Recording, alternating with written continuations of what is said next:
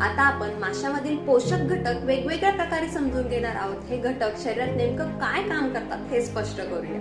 Protein, माशामधील protein हे उच्च जैविक दर्जाचं असतं। याचा अर्थ असा की शरीर ते प्रोटीन पूर्णपणे वापरू शकतं। तर तुम्ही म्हणाल की आता प्रोटीन काय काम करतं, तर प्रोटीन शरीरात पेशी तयार करतं, जखमा भरून काढतं, स्नायूंना ताकदही देतं। माशांचं प्रोटीन इतर मांसाहाराच्या तुलनेत हलकं असतं, म्हणून ते पोटावर ताणही कमी देते। आता आपण बघूया ओमेगा 3 फॅटी ऍसिड। ओमेगा 3 ही अशी चरबी आहे जी शरीर स्वतः तयार करू शकत नाही, ती अन्नातूनच घ्यावी लागते। ओमेगा 3 चं काम बघितलं तर हृदयाचे स्नायू ते मजबूत करते, रक्तप्रवाह सुरळीत ठेवतं, मेंदूच्या पेशींना पोषण देतं आणि शरीरातील सूज कमी करत असतं। याच कारणामुळे डॉक्टर सुद्धा मासे खाण्याचा सल्ला देत असतात। आता आपण बघू व्हिटॅमिन डी।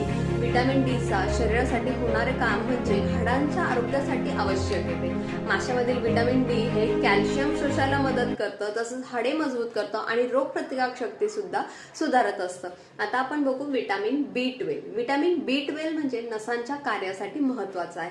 याची कमतरता झाली तर थकवा जाणवतो, चक्कर येते, स्मरणशक्ती कमी होते। एकूणच लक्षात घेतलं तर मासा हा B12 चा नैसर्गिक स्रोत आहे।